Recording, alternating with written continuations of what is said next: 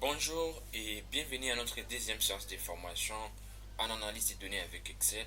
Nous sommes déjà à la deuxième séance et aujourd'hui nous allons parler des mises en forme conditionnelles, nous allons parler des tri et filtres et nous allons terminer avec les tableaux croisés dynamiques. À la fin de la séance d'aujourd'hui, nous serons capables d'utiliser les mises en forme conditionnelles. Nous saurons la signification des mises en forme conditionnelles. Nous saurons quand et pourquoi utiliser les mises en forme conditionnelles. Nous verrons la fonctionnalité des tri et filtres. Dans la séance précédente, nous avions vu la différence qui existait entre tri et filtre. Dans cette séance, nous verrons comment tout cela fonctionne et on va chuter avec les tableaux croisés dynamiques. Nous allons voir comment fonctionnent les tableaux croisés dynamiques, pourquoi utiliser les tableaux croisés dynamiques, quand utiliser les tableaux croisés dynamiques. C'est ce que nous allons parcourir dans notre deuxième séance de formation. Dans la séance précédente, qui était la première, on s'était arrêté à ce niveau où nous avions essayé de faire le calcul des bases, où sortent les opérations des bases. Nous avons fait l'addition, la multiplication, la division, la soustraction et nous avions terminé avec l'exponentiation. Aujourd'hui, nous allons passer à un autre niveau. On va importer la base de données que nous allons utiliser tout au long de cette deuxième séance. La base de données se trouve dans la description de cette vidéo sur YouTube et ça se trouve dans les groupes Telegram et les groupes WhatsApp dédiés à cette formation. Nous allons importer la base de données en allant dans Menu Fichiers. Ensuite, on va prendre Ouvrir. Je vais cliquer sur Parcourir chez moi pour chercher la base de données. Chez moi, j'ai gardé la base de données au bureau. Je vais cliquer là-bas pour ouvrir la base de données. Je vais cliquer sur Ouvrir. Et la base de données est déjà ouverte. Alors ici, pour arranger rapidement cette base de données, on va faire CTRL L pour créer des tableaux. CTRL L et on va cliquer sur Entrée. Et là, vous voyez que les tableaux dans Excel est créé. Et là, on peut commencer avec nos analyses. Alors, avant de commencer avec les mises en forme conditionnelles, on va commencer par une petite partie théorique pour comprendre c'est quoi les mises en forme conditionnelles. Et on va directement passer à la pratique pour voir ce qu'on a vu dans la théorie. Alors, la mise en forme conditionnelle est une fonctionnalité d'Excel permettant de modifier automatiquement l'apparence.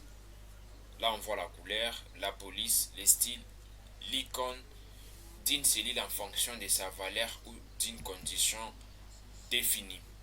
Elle permet de mettre en évidence des données importantes, de repérer des tendances ou de détecter des anomalies. Exemple, mettre en rouge toutes les valeurs inférieures à 100. Alors, avec l'option, soit avec la mise en forme conditionnelle, vous avez la chance de changer l'apparence, la couleur d'une cellule par exemple. Supposons que nous sommes en train de travailler et on a besoin de savoir les personnes qui ont moins de 100 dollars par mois dans notre entreprise.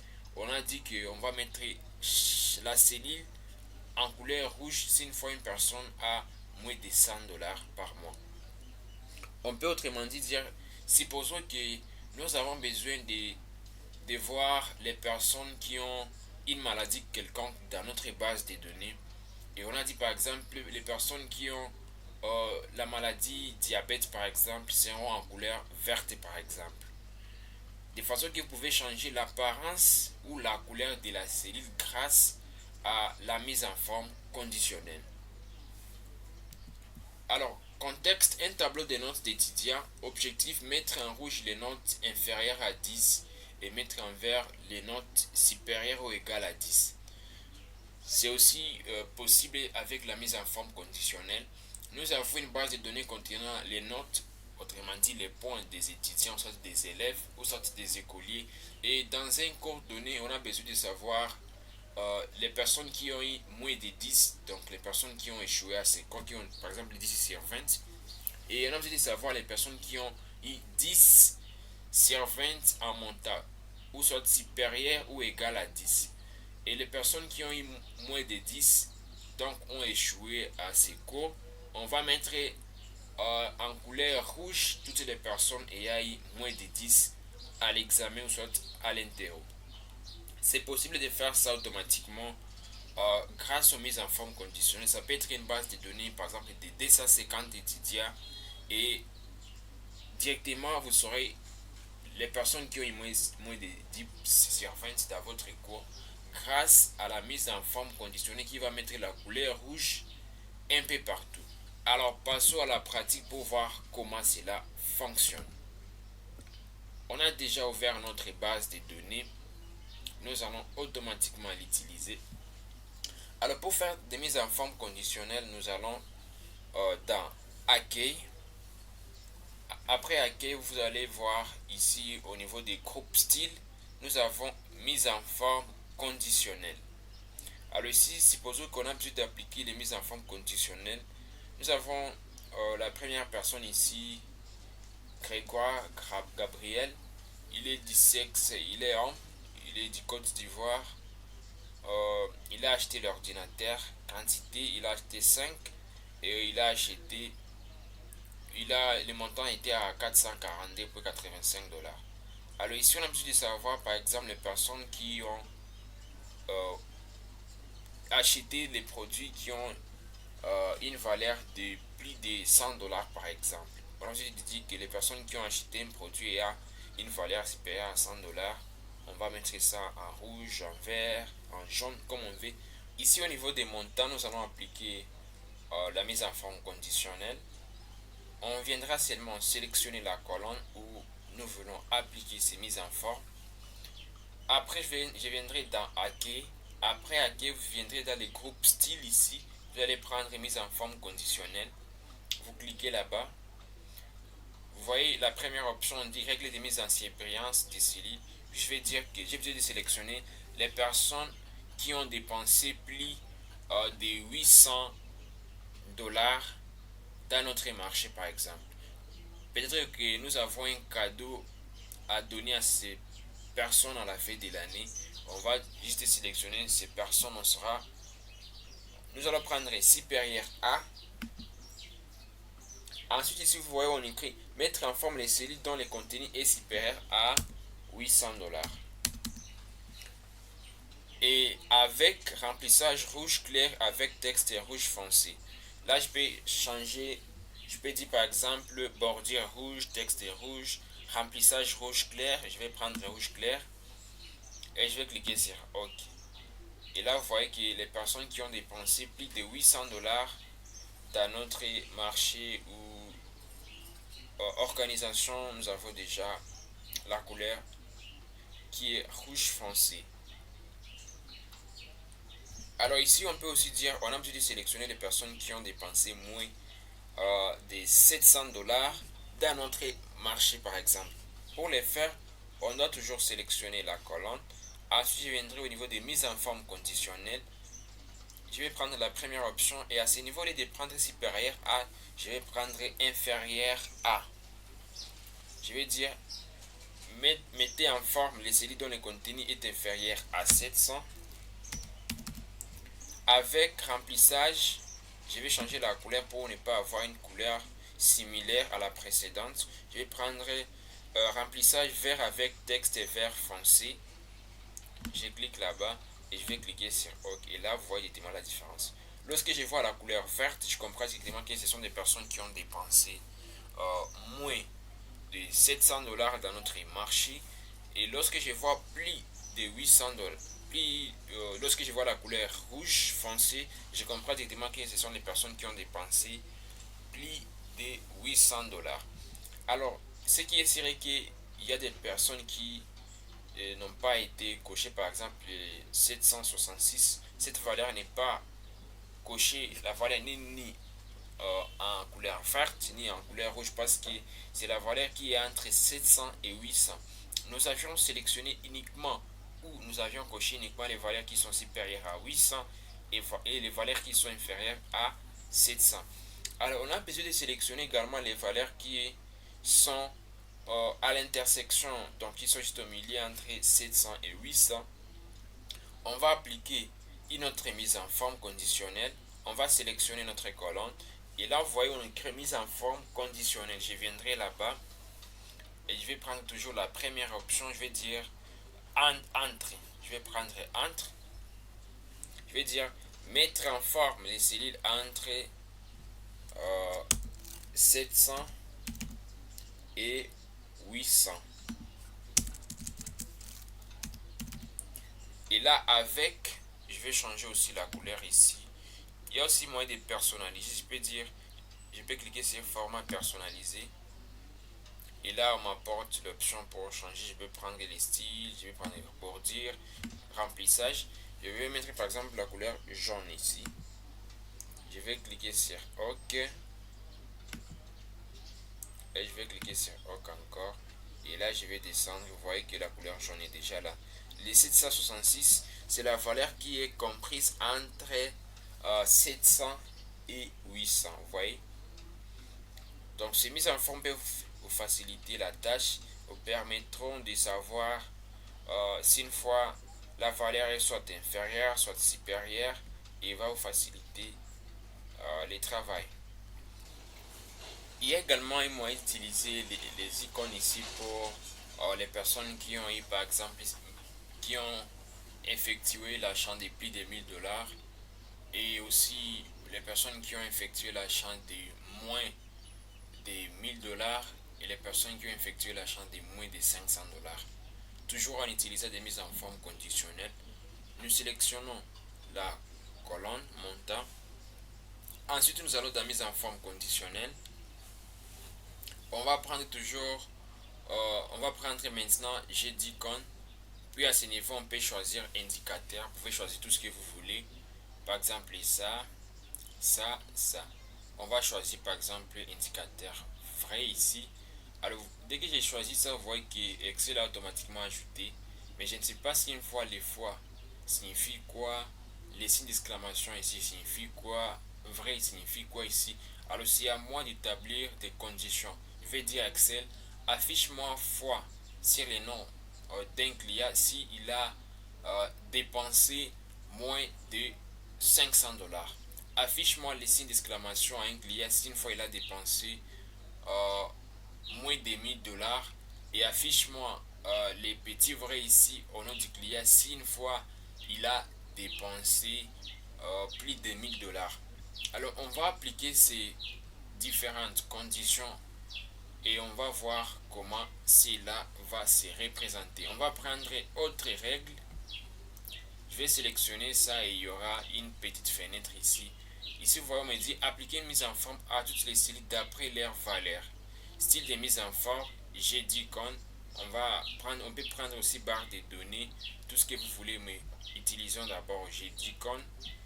Ici, on dit style d'icône, on va modifier, on va prendre ça ici. Ici aussi, on va appliquer alors la condition afficher chaque icône en fonction de ces règles. Icône ici, nous avons icône vrai si la valeur est supérieure ou égale à 1000. Vous pouvez aussi mettre supérieur à 1000 seulement. Je vais dire afficher la valeur, les vrais si la valeur est supérieure à 1000. Et je vais dire que afficher les signes d'exclamation si la valeur. Ici, vous voyez que lorsque je mets déterminant 1000 ici, Excel met ici en bas par défaut que il va afficher les signes d'exclamation si la valeur est inférieure ou égale à 1000. Et il me dit et si la valeur est inférieure à 500, ça signifie que si une fois la valeur est inférieure à 500, il va afficher les petits fois ici. C'est comme cela que ça fonctionne. Les vrais ici, si la valeur est supérieure à 1000, si la valeur n'est pas supérieure à 1000, donc inférieure à 1000, il va mettre les signes d'exclamation. Et si la valeur est inférieure à 500, il va mettre les signes d'exclamation, les signes de fois, les petits fois ici. C'est ça la signification de chaque valeur. Vous voyez que Excel a automatiquement écrit ça en bas. Les signes d'exclamation si inférieur à 1000, les petits fois si inférieur à 500. C'est-à-dire que les signes d'exclamation sera visible ici une fois la valeur est comprise entre 500 et 1000. Et si une fois la valeur est moins de 500 tout court, il va afficher les fois. Et si une fois la valeur est supérieure à 1000, il va afficher les petits vrais. Et là, au niveau des types, ici, on va mettre nombre. On peut mettre un nombre à ce niveau et on va remettre les 1000 ici, 1000. Ici aussi, on va mettre 500. Alors ici, on va directement cliquer sur OK parce que nos conditions sont déjà établies. On va cliquer sur OK et là, on voit que ça change automatiquement. Vous voyez, ici, nous avons inférieur à 442. Il a mis fois. Ici, il a mis les signes d'exclamation parce que la valeur est comprise entre 500 et 1000. Et ici, il a mis vrai parce que la valeur est déjà supérieure à 1000. Alors, après cette étape, supposons qu'on a seulement besoin d'afficher les personnes qui ont moins de 500 $. On a seulement besoin d'afficher les icônes ici. Donc, on n'a pas besoin d'afficher les chiffres. C'est facile d'appliquer ça. Il faut seulement aller dans mise en forme conditionnelle. Après avoir coché la colonne correctement, nous allons dans mise en forme conditionnelle. On va prendre G d'icône. Puis on va descendre là à la fin, là on écrit autre règle. Je clique là-bas. Ensuite ici il y a toujours une fenêtre. Je vais appliquer la même condition.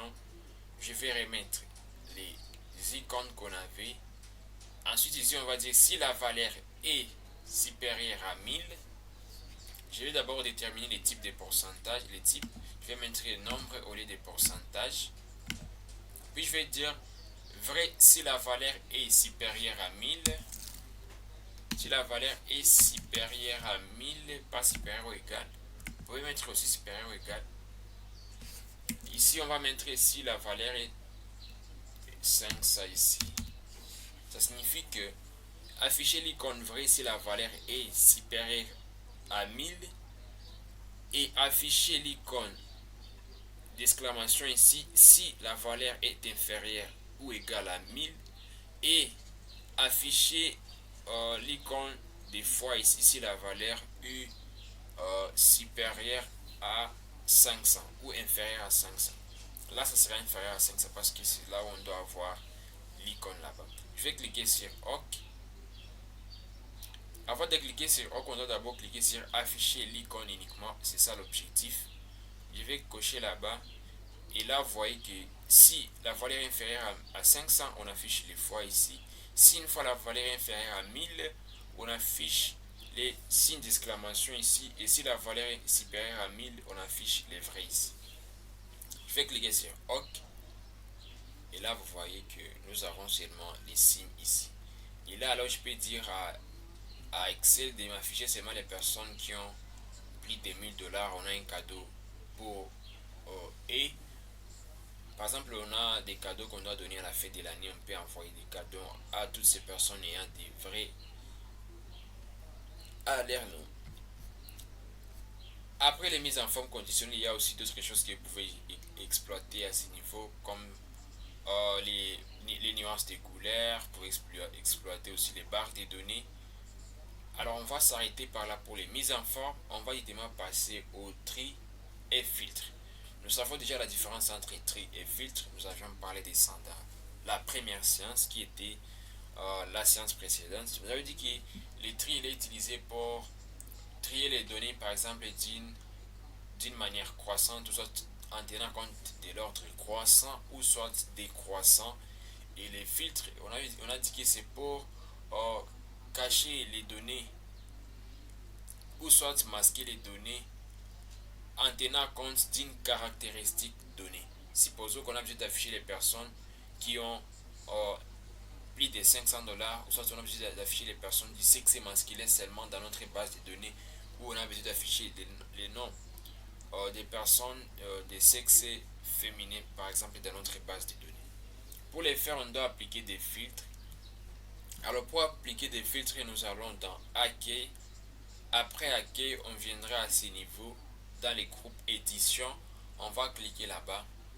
Là, on écrit tri et filtre. Je vais cliquer sur les petits menus déroulants.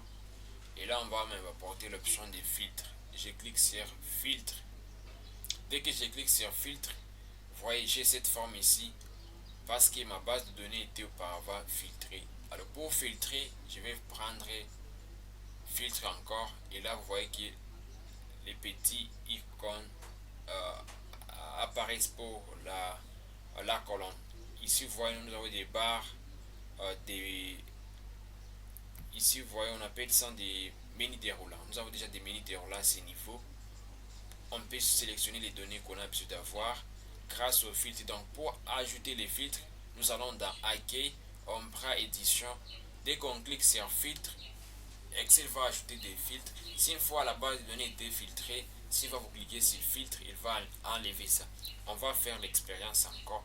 Vous voyez qu'ici, on a déjà appliqué les filtres. Pour enlever ça, on va cliquer encore là-bas et ils disparaissent. Alors, on va appliquer ça.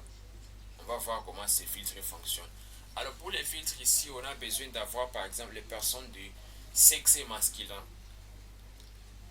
On n'a pas besoin d'avoir les données par exemple des sexes féminins pour l'instant. On a besoin de jouer avec les données des sexes masculins. Pour le faire, on doit seulement venir ici au niveau de la colonne D, qui est la colonne jar. Je vais cliquer juste là à côté. Et là, vous voyez qu'il y a sélectionner tout. Je vais décocher ça. Et là, je vais seulement sélectionner homme. Pour dire que j'ai besoin de sélectionner homme seulement. Et je vais cliquer sur OK. Et là, les données des sexes féminins vont se cacher. Ils ne seront pas supprimés. Autrement dit, on peut dire qu'ils seront masqués. Et nous avions également vu comment masquer les lignes, comment masquer les colonnes dans la séance précédente. Vous voyez, ici, nous avons partout les hommes. Partout. Alors ici, vous avez aussi la possibilité de compter pour savoir si une fois vous avez combien de personnes de sexe masculin. Pour savoir combien de personnes sont du sexe masculin, on va appliquer la fonction égale sous total. Sous total, la fonction est déjà là. Je vais double-cliquer sur la fonction. Et là, on va prendre ici la troisième fonction ici. C'est une fonction qui nous permet de compter les nombres de cellules sans compter les cellules masquées. Parce qu'ici, si une fois on essaie de compter même les cellules masquées, on va avoir un chiffre qui n'est pas correct. Alors on doit prendre sous total, puis on prend cette troisième fonction qui va nous permettre de compter les cellules qui ne sont pas masquées. Il va compter seulement les cellules de sexe masculin. On va double-cliquer sur la troisième fonction et Excel va mettre directement par défaut 3. Je vais cliquer sur point virgule. Puis on va sélectionner la plage ici. On va prendre la plage.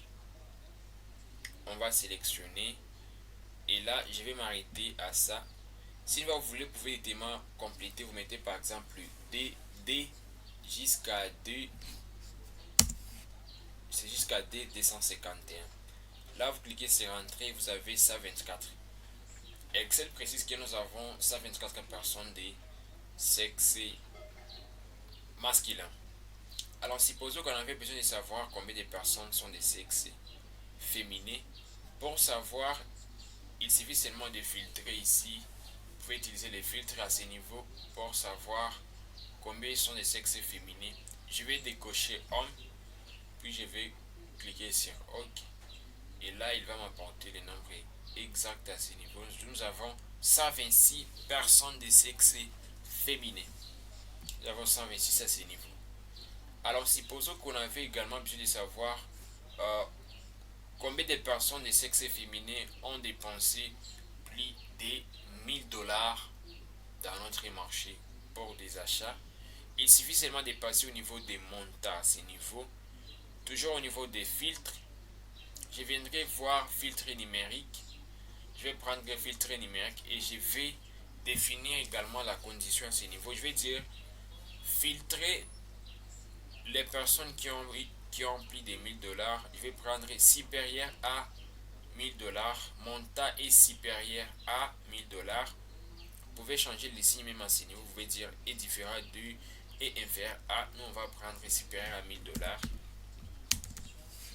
Je vais cliquer sur OK. Et là, vous voyez que Excel va nous donner les chiffres ici en bas. Il dit que nous avons 48 femmes qui ont dépensé plus de 1000 $ dans notre marché. Vous voyez, nous avons 40. Alors, c'est toujours possible aussi de savoir combien de personnes de sexe masculin ont dépensé plus de 1000 $. Là, on peut toujours appliquer les filtres. À ce niveau, on va sélectionner homme au lieu de femme. Et on va cliquer sur OK. Nous avons 39 personnes de sexe masculin qui ont dépensé plus de 1000 $. Donc on se rend compte que c'est le sexe féminin qui a beaucoup plus dépensé 1000 $ par rapport au sexe masculin. Alors ici, il y a aussi toujours possibilité de savoir les personnes qui ont dépensé moins de 1000 $. En allant toujours dans filtre au niveau des montants, on va prendre le filtre numérique, on va prendre inférieur à, on va prendre par exemple inférieur à 800. Et je vais cliquer sur OK. Et là, Excel va prendre l'inférieur à 800. Et j'espère que vous vous rappelez la signification des fois ici et des signes d'exclamation ici. Les fois signifient que ce sont les personnes qui ont dépensé moins de 500 $. Alors ici dans Excel, on a établi la condition de moins de 800. Et c'est pourquoi ils ont ajouté aussi les fois ici. Et là, on se rend compte que les hommes qui ont dépensé moins de 800 sont au nombre de 78. On peut également vérifier les sexes féminins ou les femmes, si une fois ils sont au nombre de combien. On va cocher femme, on décoche homme, puis on va cliquer sur OK. On voit que les femmes sont au nombre de 74. Alors à ce niveau, nous savons déjà comment appliquer les filtres. Alors pour savoir la cellule où vous aviez appliqué les filtres pour l'enlever, vous pouvez venir à ce niveau. Vous voyez partout il y a les menus déroulés, mais à ce niveau il y a l'icône qui montre qu'il y a un filtre. Vous devez cliquer là-bas pour l'enlever. Vous cliquez sur sélectionner tout. Dès que vous cliquez sur sélectionner tout, vous allez cliquer sur OK. Et là, les filtres vont disparaître.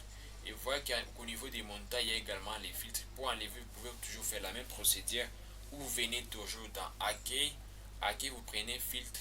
Vous allez cliquer sur filtre. Nous ne pouvons pas appliquer cette action à la place sélectionnée. On va enlever là-bas. On viendra effacer les filtres. On va prendre effacer les filtres. Et là, partout, il n'y a plus de filtres. Donc il y a des procédures pour enlever les filtres, soit vous utilisez accueil, vous prenez tri et filtre, vous passez ici au niveau d'effacer les filtres, ou soit vous cliquez juste là sur l'icône des filtres qui s'affiche toujours à côté, puis vous sélectionnez tout. Pour appliquer les filtres, nous allons dans juste ici au-dessus, sur les petits menus déroulants. Vous voyez que les noms ici commencent par G, M, R. Alors les tri ici vont nous permettre de mettre ça d'une manière décroissante ou soit croissante dans l'ordre. Je vais cliquer là-bas et je vais cliquer sur trier des A à Z, ou soit je vais dire trier des Z à A. Je peux aussi trier par couleur, par tri personnalisé. Ça nous intéresse pas beaucoup plus. Je vais prendre trier des A à Z. Et là, il a automatiquement changé. Le nom commençait par Grégoire, mais on commence directement par Adèle. Si vous voulez, vous pouvez trier des Z à A comme vous voulez. Vous voyez, nous avons Z, Y, X, V, V, V, T. Alors, on va maintenir les tris de A à Z. Et là, après, vous pouvez toujours appliquer des modifications comme vous voulez. On va voir que si une fois on essaie de descendre ici en bas, on a 250. Tout est fini de 250. Les 250, c'est le nombre total des données que nous avons dans notre base de données. Les 250 est apparu grâce à la fonction sous-total que nous avions précédemment utilisée. Dès que je sélectionne là-bas, vous allez voir à la barre des formules sous-total 3 genres. C'était la formule que nous avions sélectionnée. Alors ici, il y a moyen de savoir combien de personnes de sexe féminin ou soit combien de femmes sont dans notre base de données et combien de hommes sont dans notre base de données en utilisant seulement une fonction sans appliquer des filtres. La fonction peut utiliser la fonction NBC. Je vais faire NBC, je vais double-cliquer ici dans ces petits tableaux. NBC, je vais sélectionner la plage. Je peux même écrire la plage manuellement. Je peux dire D, par exemple 2D à D251. Et je vais mettre point virgule, je vais mettre la condition. Je vais dire sélectionne dans la plage D251, sélectionne les personnes de sexe masculin. Sélectionne les hommes. Et je vais cliquer sur entrée. Et Excel va me dire que nous avons 124 hommes. Nous avons également des femmes, donc les nombres restants c'est pour des femmes. Alors je peux appliquer la même formule pour voir le nombre total des femmes que nous avons dans notre base de données. On va mettre égal NB, je vais double-cliquer sur si. La plage ici, je vais mettre toujours la même plage. Si une fois je peux sélectionner en utilisant Shift. Je vais maintenir la touche Shift. Je vais cliquer là-bas et je vais monter ici au débit de ma base de données. Je vais cocher encore homme et Excel va automatiquement tout cocher. Et je vais descendre encore. Je vais descendre juste là à la fin pour terminer avec la condition. Et là, je vais mettre point virgule. Point virgule. Et je vais mettre la condition. Là, il va sélectionner femme.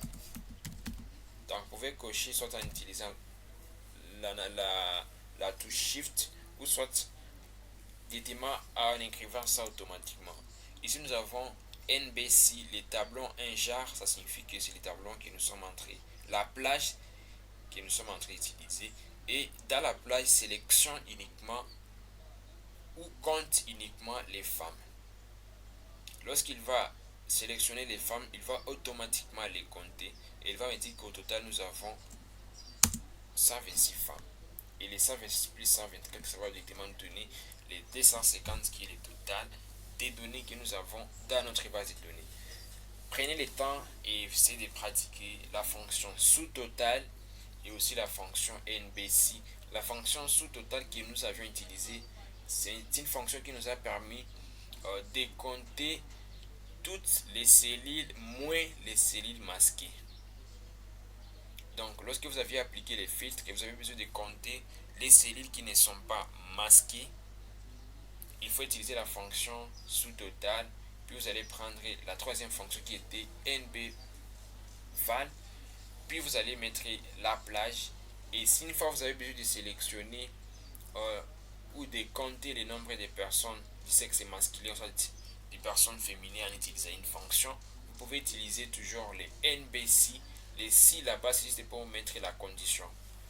Donc si une fois la condition est remplie, on sélectionne ou on compte les personnes de sexe masculin qui sont les hommes ou soit les personnes de sexe féminin. On vient de voir comment appliquer les tri, on vient de voir comment appliquer les filtres, on vient de voir comment utiliser des fonctions dans cette partie. Alors on va voir comment on peut faire des calculs et un peu avancer par rapport à ce que nous avions fait dans la séance d'hier. On va créer une nouvelle feuille de calcul. Je vais cliquer sur les plus. D'abord, si on peut nommer la première feuille ici, on va nommer ça base de données clients. Je vais mettre BD clients. Pour créer une nouvelle feuille de calcul, on clique juste sur les plus. Et là, vous voyez que la feuille est déjà créée. Alors, hier, nous avions vu comment nommer dans la séance précédente. Nous avons vu comment renommer une feuille de calcul. Je vais double-cliquer là-bas. Je vais mettre entreprise, par exemple. Entreprise. Ici, au niveau des bases de données clients, ici, je peux changer aussi la couleur. Je peux mettre ça en couleur rouge. Ici, au niveau entreprise, je peux mettre la couleur jaune. Alors ici, nous allons créer notre entreprise qui est de production de vêtements. On va nommer ça par exemple entreprise.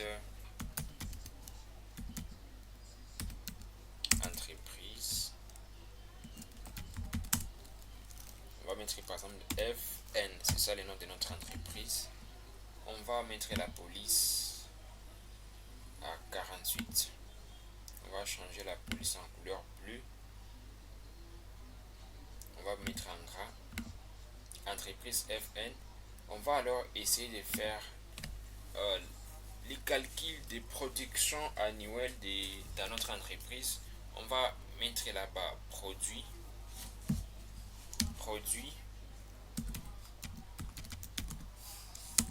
Là en bas, on va mettre chemise par exemple. Là, on va mettre t-shirt. Là, on va mettre veste. Là, on va mettre pantalon. Et là, ici, on va mettre janvier. Puis, on va incrémenter jusqu'en décembre. Janvier. En utilisant la touche FT pour modifier janvier. Je vais incrémenter décembre. Et là, à la fin, je vais mettre total des productions. Ici, au niveau, je vais d'abord mettre les bordures. Nous avions précédemment dit que lorsqu'on essaie d'imprimer ça comme ça, on n'aura pas ces cases ici. C'est pourquoi je dois mettre d'abord des bordures, toutes les bordures après avoir sélectionné. Vous voyez que les tableaux ont changé un peu de forme. Je peux ajouter par exemple les totales. On vient de savoir les totales des productions par mois. Je peux ajouter la moyenne. Je peux ajouter les minimums, les max et aussi le nombre de productions. On va essayer de faire encore un petit tableau ici en bas. Jusque là, on va ajouter les bordures, toutes les bordures,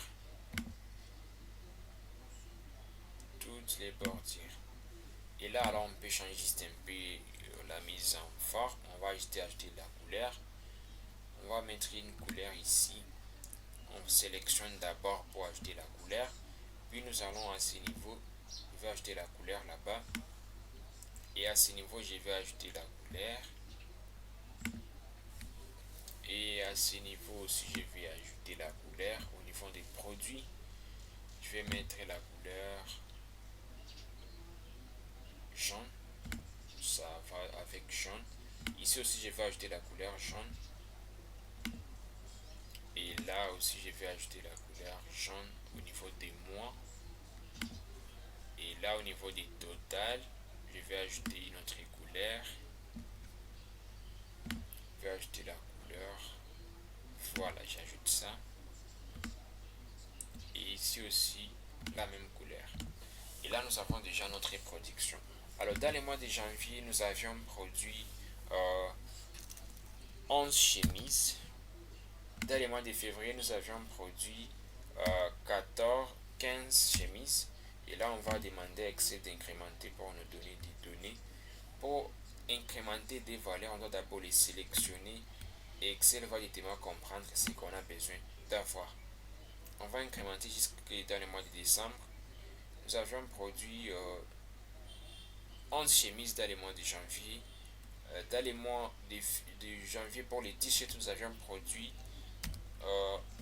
79 chemises.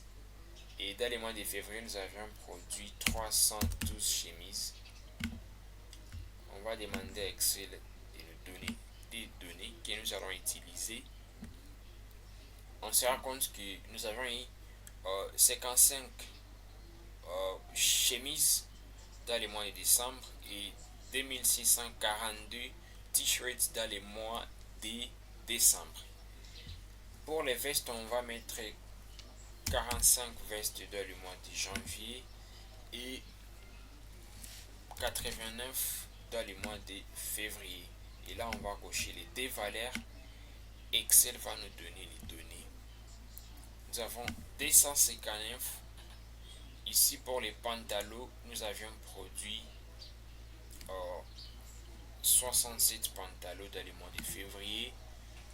Dans les mois de janvier, 67 pantalons. Dans les mois de février, on n'a rien produit. Dans les mois de mars, on a produit 34. Dans les mois de juin, on a produit 11. Dans les mois d'août, nous avions produit 9. Et dans les mois de décembre, nous avions produit 90. Alors ici, on a besoin de savoir les totales des productions dans les mois de janvier ici, les totales.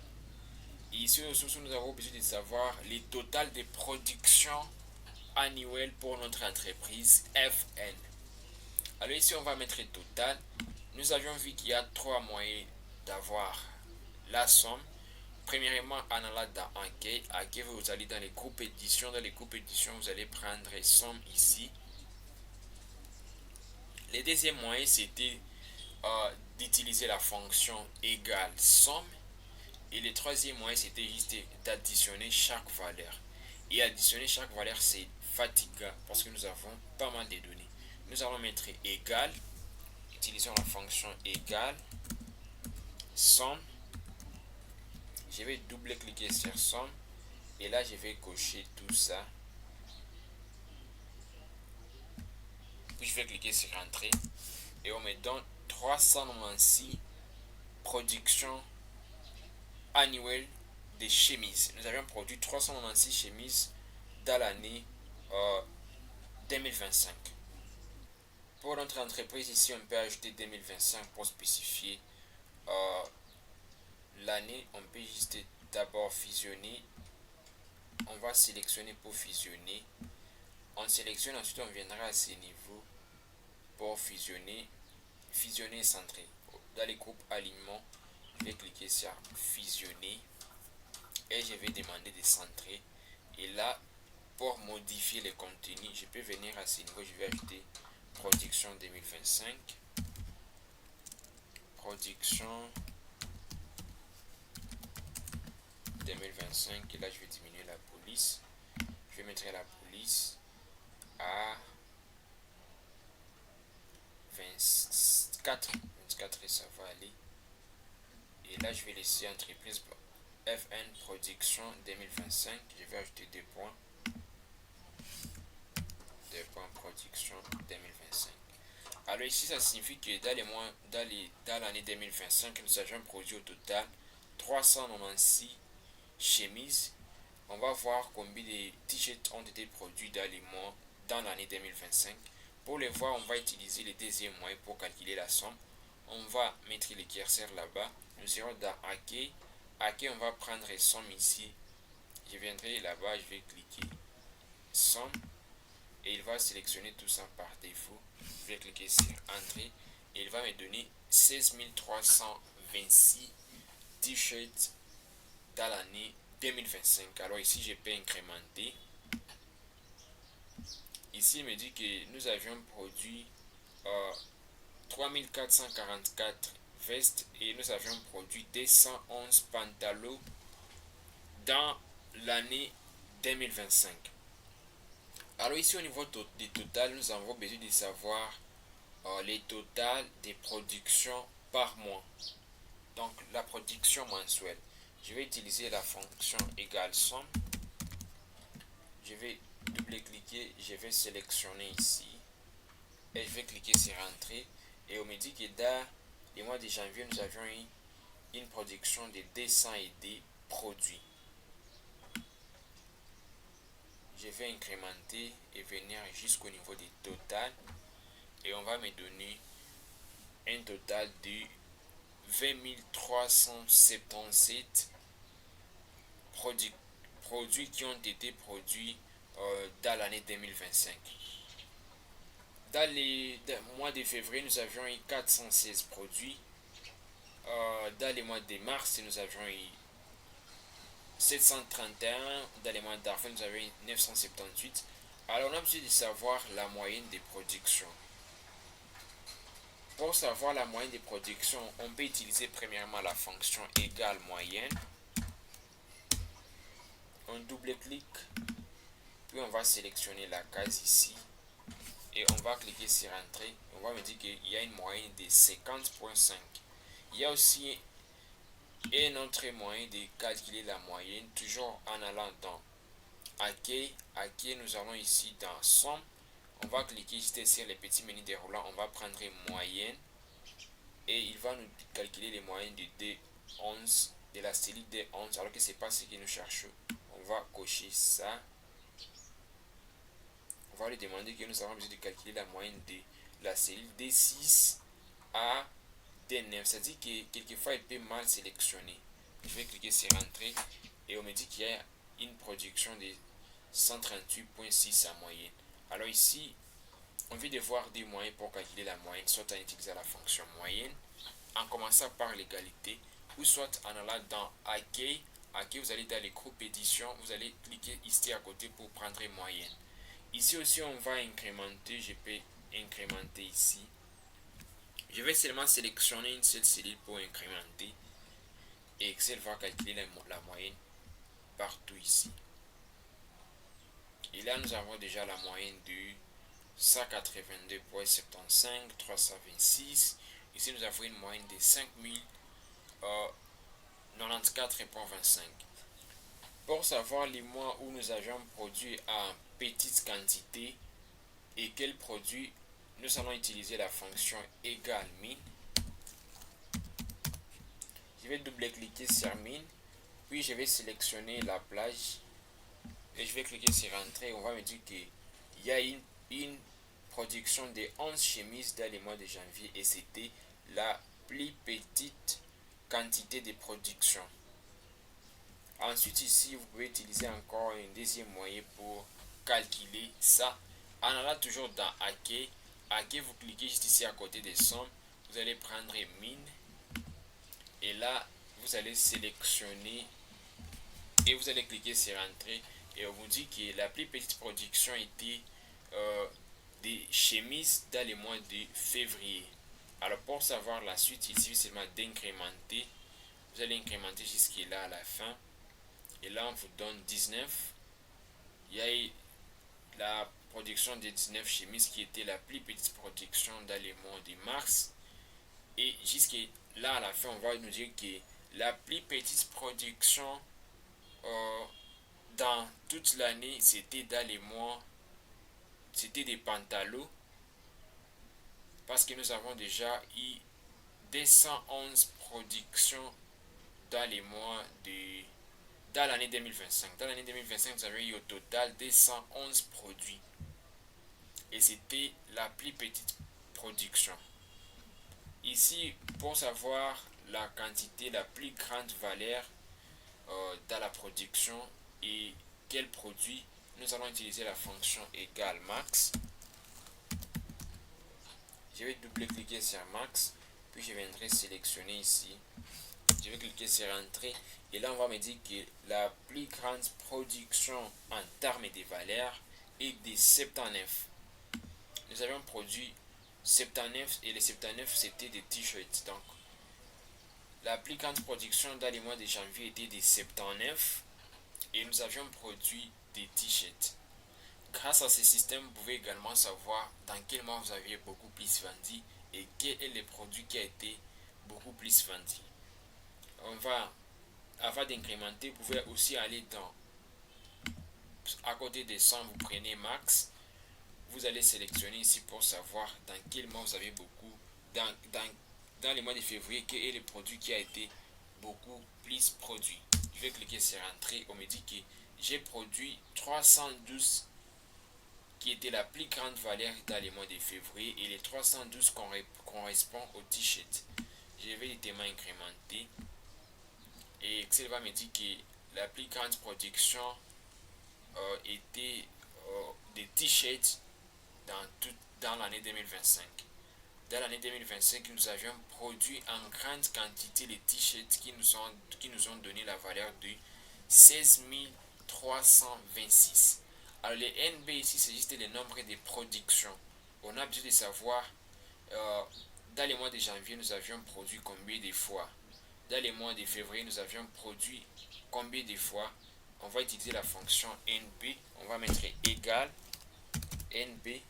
Puis on viendra sélectionner. On va double-cliquer d'abord ici. Et je viendrai sélectionner ici.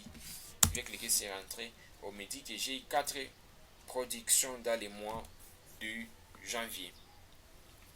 Alors on peut aussi utiliser les groupes édition à ce niveau. Vous cliquez là-bas et vous ajoutez NB. Je vais sélectionner la série à ce niveau et je viendrai cliquer là-bas. Je vais prendre NB et on va sélectionner pour savoir dans les mois de février nous avions eu combien de productions et Excel va directement me dire que dans le mois de février, nous avions eu 3 productions.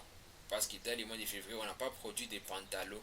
On a juste eu la première production des chemises, la deuxième des t-shirts et la troisième des vestes. Grâce à cette fonction, la fonction NB permet de calculer ou de compter. C'est ça le vrai terme. La fonction NB nous permet de compter le nombre de cellules en sautant les cellules vides. C'est pourquoi il nous dit que nous avions eu 3 productions dans les mois de février, parce qu'ici on n'a rien produit dans les mois de février pour les pantalons. Alors ici je peux incrémenter pour voir la suite.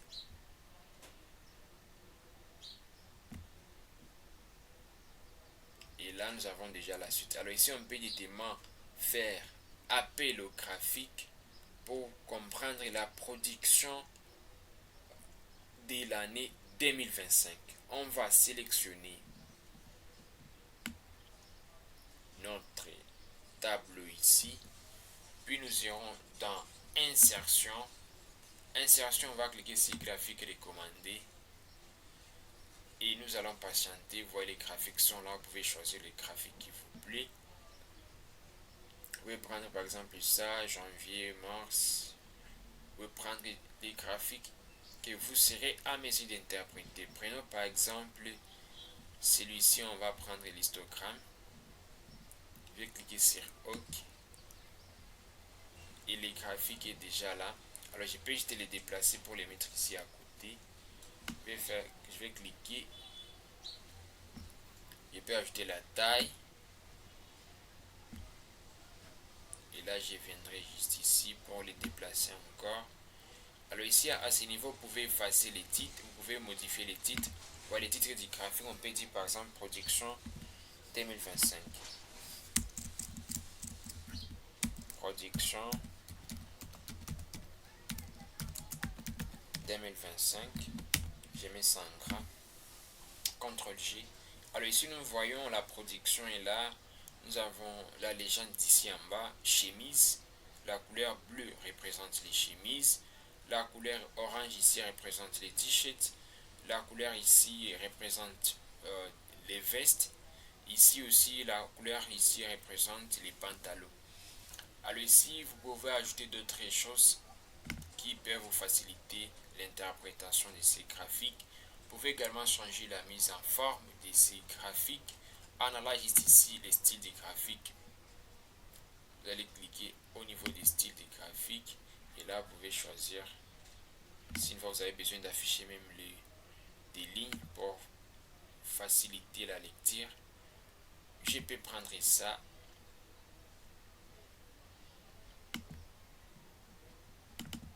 Et là ici au niveau on peut ajouter par exemple on peut effacer les titres de l'axe. On peut aussi ajouter. Vous voyez ici nous avons axe. S'il faut essayer de décocher, vous voyez. Donc vous pouvez effectuer des modifications. Titre des axes, on peut ajouter. Par exemple, on ajoute, je vais cocher et à ce niveau je vais compléter en disant que c'est le nombre quantité produite par exemple. Si je veux dire quantité.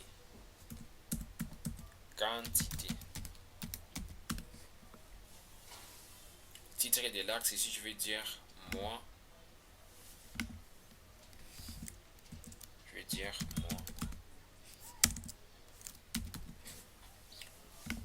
Vous pouvez ajouter d'autres informations qui vous permettront d'interpréter étiquettes de données. Si vous avez besoin d'afficher les proportions sur les graphes, vous pouvez ajouter ça. Les tableaux de données, vous pouvez ajouter ça là en bas. Comme vous voulez, tableau, barre derrière, tout ce que vous voulez. Vous pouvez décocher la légende, mais c'est mieux de maintenir la légende pour rendre les graphiques propres et aussi professionnels, même rendre ça aussi. Ça va faciliter également la tâche pour l'expliquer. Alors vous pouvez faire clic droit par exemple pour enregistrer ces graphiques, soit pour les déplacer. Je vais cliquer sur déplacer les graphiques. Je vais dire nouvelle feuille. Je vais cocher nouvelle feuille. On va afficher ça à côté. et vous voyez comment il s'affiche. Si une fois j'ai besoin d'appliquer d'autres modifications, je peux appliquer ça à ce niveau. Je peux passer au niveau ici, je vais voir encore ce qui peut m'intéresser. Je peux aussi modifier la couleur. Si une fois la couleur ne me plaît pas, je vais modifier les couleurs. Je vais prendre par exemple la couleur bleue. Je peux prendre la couleur jaune. Et là, vous allez jouer avec votre graphique. Vous voyez, dès que je change la couleur change également au niveau de la légende. Voilà, je peux maintenir la couleur ici. Et là, le graphique est déjà propre. Je peux directement interpréter les graphiques. Là, les graphiques sera interprété dépendamment de la légende ici. Vous voyez, pour interpréter ces graphiques, il faut seulement tenir compte de la couleur à ce niveau. Si une fois vous voulez, vous pouvez aussi ajouter l'effectif, ou sortir la proportion des productions. Alors, on va revenir ici dans notre entreprise. Nous avons déjà produit des graphiques. On peut aussi essayer d'aligner les données. On va essayer de sélectionner ça pour aligner les données. On peut prendre à gauche, on peut prendre centré. Je préfère toujours centré. Et là, vous voyez que les données ont changé un peu des looks. Alors ici, on vient de voir comment on peut utiliser les calculs, la moyenne, les minimums, les maximums, le nombre de productions, les totales avec la somme. On vient de voir comment générer des graphiques et aussi comment les modifier. Vous pouvez directement importer votre graphique ici dans PowerPoint comme vous voulez. Vous pouvez enregistrer ça comme modèle. Vous pouvez faire tout ce que vous voulez avec votre graphique. Vous pouvez également prendre et enregistrer en tant qu'image. Enregistrer, je vais faire clic droit sur les graphiques. Je vais prendre et enregistrer en tant qu'image de façon que lorsque vous allez importer ça dans PowerPoint, il ne sera pas modifié. Je vais ajouter ça au bureau et je vais vous montrer comment on peut ajouter ça dans PowerPoint. On va ajouter ça dans notre présentation. Je peux faire CTRL M pour créer une nouvelle diapositive et je vais faire insertion image, cet appareil. Et là, je vais passer au niveau du bureau. Je vais cliquer sur l'image. Je vais insérer. Et là, les graphiques est déjà là. Vous pouvez présenter votre graphique comme vous voulez. Et là, comme vous l'avez enregistré comme image, PowerPoint ne va pas modifier. Ici, c'est supposé que nous avions terminé avec les modifications. Voilà. Notre graphique est là. Vous pouvez ajouter les graphiques, vous ajoutez aussi l'interprétation comme vous voulez. Alors, on va passer au niveau des tableaux croisés dynamiques. On va voir comment les tableaux croisés dynamiques fonctionnent et pourquoi on doit utiliser les tableaux croisés dynamiques. Avant de commencer avec la pratique des tableaux croisés dynamiques, comprenons d'abord ensemble c'est quoi un tableau croisé dynamique. Quel est le rôle des tableaux croisés dynamiques? Pourquoi on doit utiliser les tableaux croisés dynamiques? Alors, un tableau croisé dynamique est un outil d'Excel qui permet de résumer, analyser, explorer et présenter des données de manière interactive. Il sert à croiser des informations, par exemple les ventes par produit et par région, sans modifier les données d'origine. Autrement dit, on peut dire que les tableaux croisés dynamiques nous permettent de croiser des informations. Ça peut être par exemple une colonne avec une ligne. On a besoin de savoir par exemple les ventes par produit et par région. On a besoin de savoir les sexes masculins a vendu par exemple combien de voitures dans notre entreprise et les sexes masculins a vendu combien de voitures dans notre entreprise. Nous avons le total des ventes. Nous avons par exemple les 1200 ventes dans les mois de février et dans les 1200 ventes, on a besoin de savoir dans les 1200 ventes, les sexes masculins a vendu combien de voitures et les sexes féminins a vendu combien de voitures. On saura cela grâce au tableau croisé dynamique. Il va nous permettre de croiser des informations en croisant. Ça peut être une colonne avec une ligne. Ici, on nous donne l'exemple, les ventes par produit et par région sans modifier les données d'origine. Dans les tableaux croisés dynamiques, dès que vous faites les tableaux croisés dynamiques, les données d'origine ne sont pas modifiées. Les tableaux croisés dynamiques est un outil puissant et flexible d'Excel pour l'analyse des données. Il permet de transformer des grands ensembles d'informations en tableaux synthétiques, clairs, interactifs et faciles à interpréter. Vous allez voir dans la suite combien de fois les tableaux croisés dynamiques vont essayer de synthétiser les données et vont faciliter l'interprétation. Alors, les tableaux croisés dynamiques, c'est l'art de résumer une ligne en 3 clics.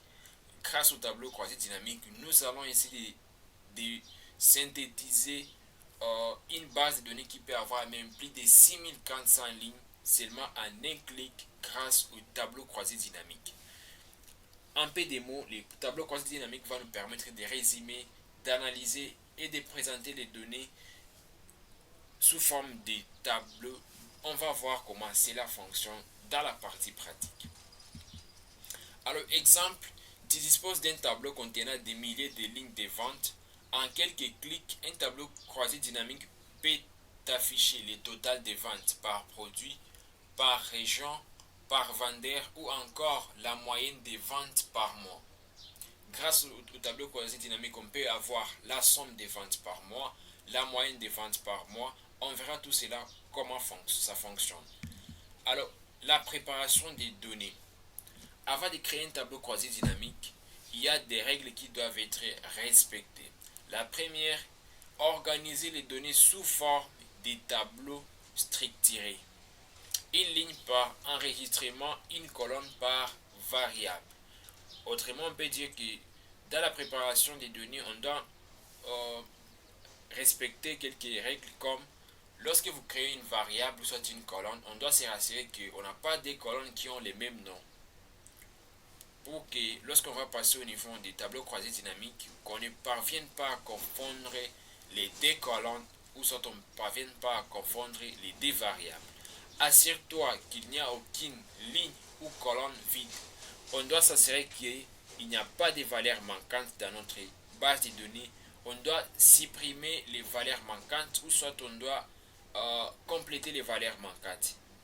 Que chaque colonne a un nom unique, ça j'ai également souligné. On doit donner un nom spécifique, précis et unique à chaque colonne ou variable. Transformer ton tableau en un tableau Excel avec CTRL T. Alors ici on va passer structure d'un tableau croisé dynamique. Nous avons la zone, nous avons d'abord les différentes parties que nous avons dans les tableaux croisés dynamiques. Nous avons la description, c'est juste les rôles de chaque partie. Nous avons la partie des filtres qui va nous permettre de filtrer les tableaux croisés dynamiques sur un ou plusieurs critères. Supposons que nous avons besoin de croiser les sexes par vente. Et là, on va filtrer les sexes par vente et on va filtrer ça par couleur des produits. Supposons que ce sont des vêtements, on a besoin de filtrer les sexes qui a beaucoup plus vendu, les pantalons, et on a besoin de savoir la couleur du tableau. Donc on va croiser la variable, soit la colonne du sexe, avec les ventes, nombre de ventes des pantalons, avec les filtres des par couleur. C'est ça les rôles du filtre. Il permet de filtrer les tableaux croisés dynamiques sur un ou plusieurs critères. Alors la colonne, c'est la catégorie affichée en colonne. La ligne, c'est la catégorie affichée en ligne. La valeur va juste nous donner la fréquence. Données calculées, somme, la moyenne. La valeur va juste nous donner la fréquence. On peut avoir la somme, la moyenne et autre chose. Alors exemple, on peut avoir la ligne est représentée par exemple par les produits et la colonne est représentée par les régions et la valeur est représentée par somme des ventes. Et là, dans les tableaux croisés dynamiques, on va croiser ça. On va croiser les produits, régions et aussi on va ajouter les sommes des ventes au niveau des valeurs pour avoir la fréquence, ou soit on peut avoir la moyenne, on peut avoir la somme, on peut avoir pas mal de choses. Les tableaux croisés dynamiques affichent la somme des ventes de chaque produit par région. Pour notre exemple, les tableaux croisés dynamiques vont afficher la somme des ventes de chaque produit par région. Alors, avec des tableaux croisés dynamiques, on peut également produire des graphiques comme nous l'avions fait précédemment. On va avoir des graphiques croisés dynamiques. On doit sélectionner les tableaux croisés dynamiques. Après que nous ayons terminé avec les tableaux croisés dynamiques, la création de notre tableau croisé dynamique, on peut juste les sélectionner pour obtenir les graphiques croisés dynamiques. On sélectionne les tableaux croisés dynamiques. Ensuite, nous allons dans analyse du tableau croisé dynamique et on va prendre graphique croisé dynamique. Et là, ensuite, on peut choisir les types de graphiques comme nous l'avions fait précédemment. Choisissez les graphiques que vous serez capable d'expliquer ou d'interpréter. Les graphiques se mettront automatiquement à jour avec les tableaux croisés dynamiques. Ça signifie que lorsque vous aviez appliqué une modification dans votre tableau d'abord, ou soit dans votre base de données, il faut passer au niveau des tableaux croisés dynamiques pour effectuer les mises à jour en allant dans actualiser. Après actualiser, les graphiques va s'actualiser avec les tableaux croisés dynamiques. Alors passons au niveau de la pratique pour voir comment cela fonctionne.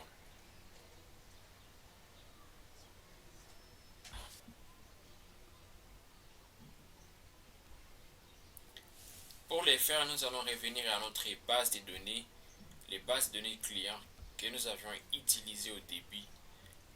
La base de données est toujours là. Alors on va essayer de croiser la colonne ici genre avec les niveaux de satisfaction. On a besoin de savoir entre les hommes et les femmes quel est le genre qui est beaucoup plus satisfait par nos produits. Nous avons la variable ou soit la colonne niveau de satisfaction, méthode de paiement, fréquence d'achat, nous avons score de satisfaction, nous avons quantité achetée. Alors nous on va croiser la variable ou la colonne âge, genre avec niveau de satisfaction. Comme ça on va savoir entre les hommes et les femmes quel est le sexe qui est beaucoup plus satisfait par nos produits. Alors pour faire cela, nous irons dans insertion. On va prendre des tableaux croisés dynamiques. Je vais cliquer là-bas et Excel va automatiquement sélectionner les tableaux. Puis je vais cliquer sur OK.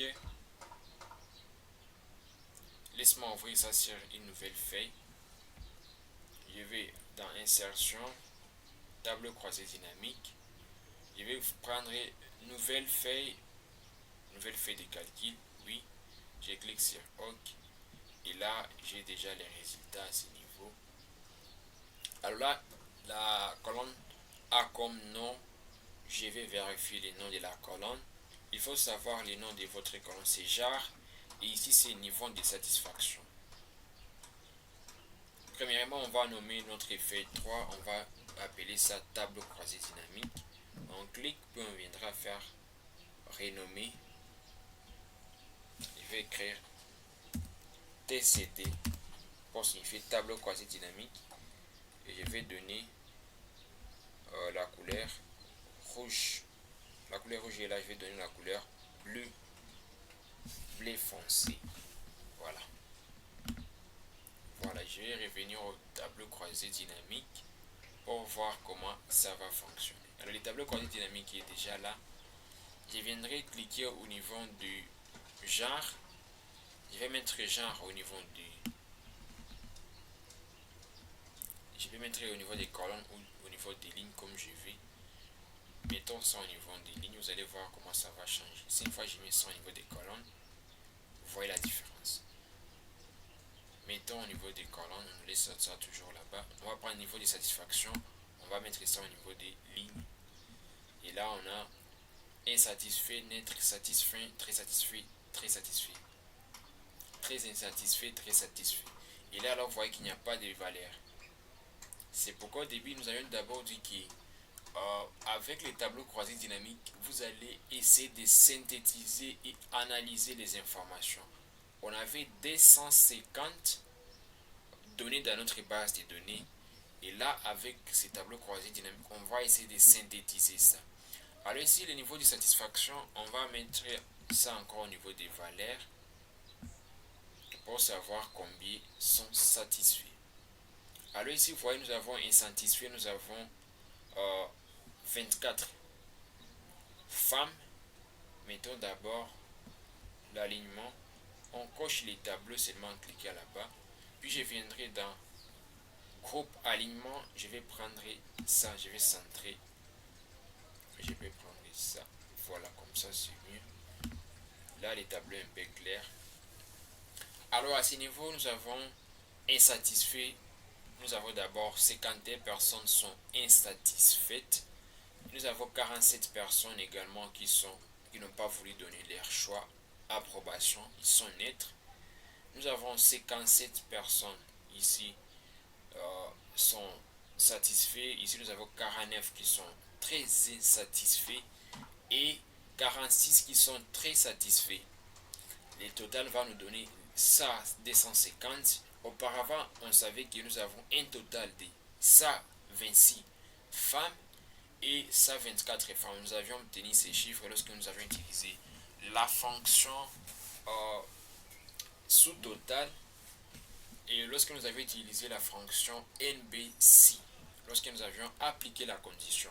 À ce niveau, nous avons 126 femmes et 124 femmes. Alors, grâce au tableau croisé dynamique, il va essayer de départager les 126 en personnes qui sont très satisfaites, personnes qui sont très insatisfaites, aux personnes qui sont satisfaites, neutres et insatisfaites. Le total ici, les 24 plus 27 plus 28 plus 24 plus 23 va nous donner les 126 ici. Et là, nous savons déjà que le sexe qui est insatisfait, nous avons les hommes sont insatisfaits par les produits de notre entreprise parce que nous avons déjà 27. Ici, nous avons naître. La plupart des femmes n'ont pas voulu donner leur choix sur la qualité de nos produits. Satisfaits, on trouve encore que la plupart des hommes sont satisfaits avec 29 personnes qui sont satisfaites. Et ici, nous avons 24 femmes sont très insatisfaites. 25 hommes sont très insatisfaits également. Et nous avons très satisfaits 23 femmes et 23 hommes sont très satisfaits. Donc on va dire que les hommes et les femmes sont satisfaits, sont très satisfaits à un même niveau. Alors ici au niveau des valeurs, lorsque j'ai mis valeurs, ici on m'a donné, je peux supprimer d'abord les chasses une fois je le fais bien. Lorsque je vais cliquer là-bas, vous voyez supprimer les champs, je vais supprimer. Dès que je supprime ici, les valeurs ont disparu. Alors supposons que par exemple on a besoin d'ajouter genre au lieu d'ajouter niveau de satisfaction ici. Je vais chercher un genre, je vais ajouter ça là-bas. Et là vous voyez que nous avons toujours la même chose. Dès que je clique sur les tableaux ici, la partie champ des tableaux croisés dynamiques apparaît. Dès que je clique ici à côté, la partie disparaît. Alors ici, si une fois j'ajoute genre à ces niveaux, soit j'ajoute niveau de satisfaction au niveau des valeurs, ça va donner toujours la même chose. Niveau nombre de genres, je peux cliquer là-bas. Et là, je peux par exemple les déplacer dans la zone filtre du rapport. Je peux appliquer des paramètres et des champs de valeurs. Je peux déplacer dans la zone étiquette des lignes, déplacer dans la zone étiquette des colonnes. Je peux déplacer ça dans les trois cases comme je vais. Alors ici, on peut explorer ensemble les paramètres des champs de valeurs.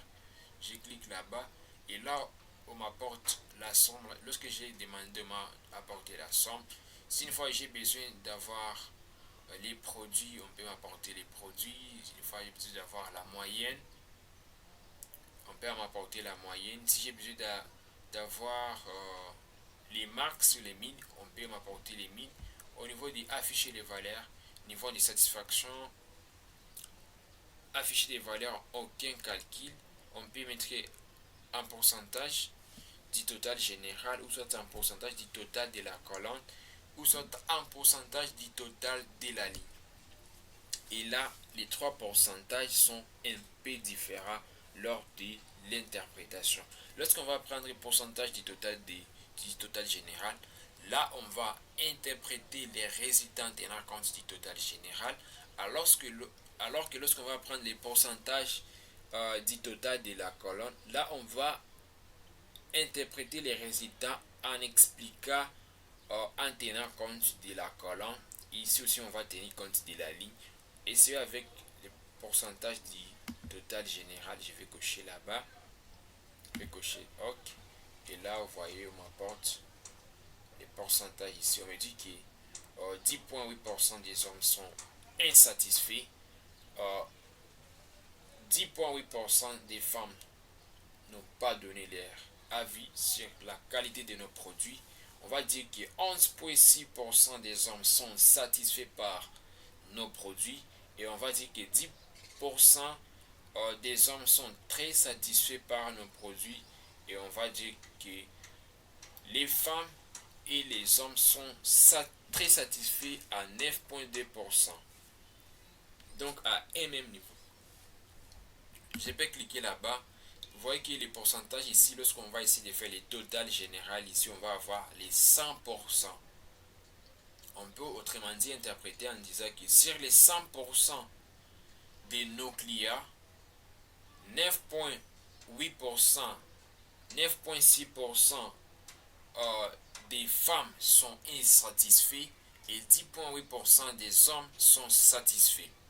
Autrement dit, on peut dire que sur les 100% de, sur les 100% de nos clients, nous avons 50,4% de sexe féminin et dans les 50,4% des femmes, 9,6 sont insatisfaites, 10,8 sont neutres et n'ont pas donné leur avis, 11,2 sont satisfaites, 9,6 sont très insatisfaites et 9,1 sont très satisfaites. Là, on va essayer seulement de jongler avec les changements de pourcentage. Ici, on a mis les pourcentages sur le total général. Alors, il y a la possibilité de mettre les pourcentages par colonne et par ligne. Et vous allez voir que ça va changer un peu. On clique là-bas. Je vais mettre paramètres des champs de valeurs. Je vais prendre afficher les valeurs. Si vous voulez, vous pouvez également afficher la moyenne comme vous voulez. Alors ici au niveau du pourcentage du total général, je vais mettre pourcentage de la colonne. Je vais cliquer là-bas. Et là, vous voyez que les pourcentages auparavant étaient seulement à ce niveau. Ici, on avait 50,4. Ici, on avait 49,6. Mais ça change automatiquement. On a uniquement pourcentage par colonne. Et là, on va expliquer en tenant compte de la colonne. On va dire que sur les 100% des femmes, nous avons 19,05 qui sont insatisfaites. Et nous avons 18,25% qui sont très satisfaites. Vous pouvez expliquer ça comme vous voulez, mais en disant que vous tenez compte de la colonne sur les 100% des femmes. Alors, ici, on peut seulement ajouter en dernier lié à la colonne. On va voir comment on va interpréter avec ça. Pourcentage du total de la ligne. Je vais cliquer sur OK. Et là, vous voyez que ça change. Les pourcentages qui étaient à ce niveau changent directement à ce niveau. Là, on va interpréter en disant ceci. On a d'abord, sur les 100% des personnes insatisfaites, 52,94 sont des hommes. Et sur les 100% des personnes qui n'ont pas donné leur avis, 57,45% sont des femmes. Là, on est en train de voir la plus grande proportion. Sur les 100% des personnes qui sont satisfaites, 50,88% sont des hommes. Et sur les 100% des personnes qui sont très insatisfaites, nous avons 51,02%. Et sur les 100% des personnes qui sont très satisfaites, 50% sont des femmes et 50% sont des hommes. Donc, ça représente la même proportion en termes de pourcentage. J'espère que vous aviez compris comment vous pouvez expliquer les pourcentages au niveau du total général, les pourcentages au niveau de la colonne et les pourcentages au niveau de la ligne. Prenez le temps pour vous exercer et interpréter les tableaux. Ici aussi, il y a la moyenne telle que je vous l'ai montré. Vous cliquez juste là, paramètres des champs des valeurs. Ici, au niveau d'afficher les valeurs, vous pouvez choisir tout ce que vous voulez. Total, pourcentage du total de la ligne parenté, pourcentage D. Vous pouvez faire tout ce que vous voulez. Si vous n'avez pas besoin d'afficher les pourcentages, vous avez seulement besoin d'afficher l'effectif. Vous devez prendre aucun calcul. Sinon, vous avez besoin d'afficher ça, vous allez seulement choisir ça à ce niveau. Alors, moi, je vais toujours maintenir le total général. Puis, je vais cliquer sur OK. Et là, je vais alors mettre les graphiques. Je vais sélectionner les tableaux et je viendrai dans Insertion. Je vais prendre Analyse des tableaux croisés dynamiques. Dans Analyse des tableaux croisés dynamiques, je vais faire Tableau graphique croisé dynamique qui est à ce niveau. Je clique là-bas. Et là, on me propose des graphiques. Je vais prendre des histogrammes. Je vais prendre la courbe, des secteurs, autrement dit des graphiques circulaires. On peut prendre des barres. Prenons les histogrammes. On va prendre ça. Prenons ceci. On va cliquer sur OK. Et là, Excel nous a déjà donné les graphiques. Alors ici, vous pouvez modifier les graphiques comme vous voulez. Alors ici, la légende est à côté. Orange représente les hommes et bleu représente les femmes. Et là, nous avons ici les pourcentages. À côté là-bas, vous pouvez ajouter tout ce que vous voulez. On va cliquer sur les pistes ici à gauche. On va ajouter les titres des graphiques. Je vais dire par exemple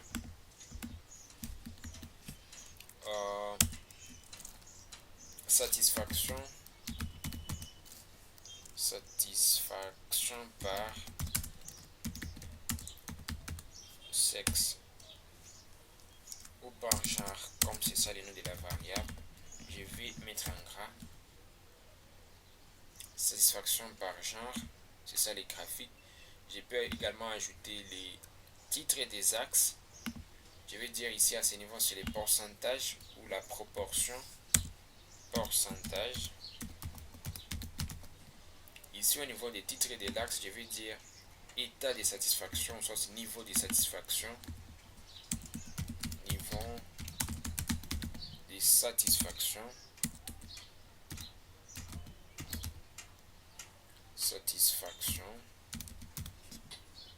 Et là, vous pouvez ajouter d'autres choses. Et aussi à ce niveau, vous pouvez aussi appliquer des filtres, étiquettes des données. Vous pouvez ajouter les pourcentages comme vous voulez là-bas. Supposons, mettons par exemple 100, vous allez voir. Donc on saura que les satisfaits ici, ça représente 9.6. On peut aussi les voir à ce niveau. Vous voyez que les 9.6 est ici juste en bas des 10.00%. Vous pouvez aussi ajouter, ça on va enlever l'étiquette des données. Vous pouvez aussi ajouter les tableaux des données comme vous voulez. On peut ajouter ça. Vous allez voir la différence, comment ça s'affiche. Les insatisfaits, ça se trouve juste ici en bas, les nets. Alors ici, au niveau de... Vous pouvez aussi ajouter la courbe des tendances ici. C'est OK. Vous voyez, la courbe des tendances est là, mais c'est pas important pour moi. Je cache ici. Vous pouvez aussi ajouter ça pour les hommes. Vous voyez. Alors, vous pouvez faire tout ce que vous voulez. Vous pouvez appliquer la modification qui vous intéresse. Alors ici, je peux vous montrer comment appliquer des filtres. Par exemple, ici, ces graphiques, on peut aller seulement ici au niveau des genres. Je vais sélectionner. Je vais désélectionner et je vais sélectionner femme seulement. Je vais cliquer sur OK.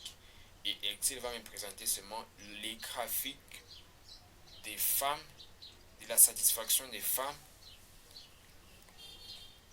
Et je peux aussi appliquer pour les hommes. Je vais, vous voyez, et ça c'est la satisfaction pour les hommes. Et si une fois je mets les D, il va alors différencier ça par couleur.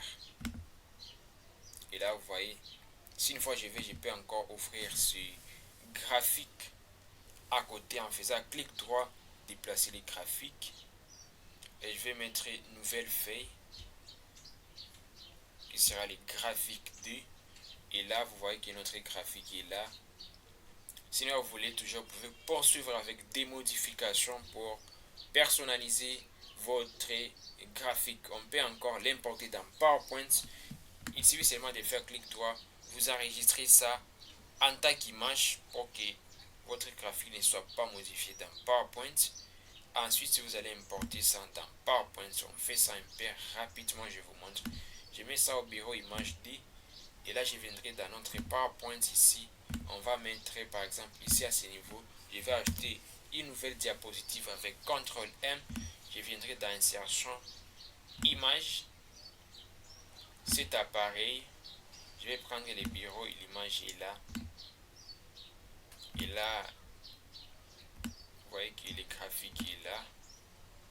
Si une fois le graphique ne vous plaît pas, toujours vous pouvez ajouter d'autres modifications. À la fin de cette séance, nous avions produit des graphiques. Les graphiques sont là, que nous avions produits. Nous avions parlé des tableaux croisés dynamiques. Vous savez déjà comment fonctionnent ces tableaux croisés dynamiques. Vous savez comment ajouter la moyenne, les max, les min. Vous savez comment ajouter les pourcentages en tenant compte du total général, en tenant compte de la ligne, en tenant compte de la colonne. Vous savez déjà comment faire des mises en forme conditionnelles. Vous savez déjà comment faire des tri et filtres. Vous savez comment faire tout cela. Alors, on se retrouve dans notre troisième séance où nous allons encore aller plus loin avec Excel. Merci beaucoup d'avoir suivi cette deuxième séance et on se retrouve à très bientôt pour la suite.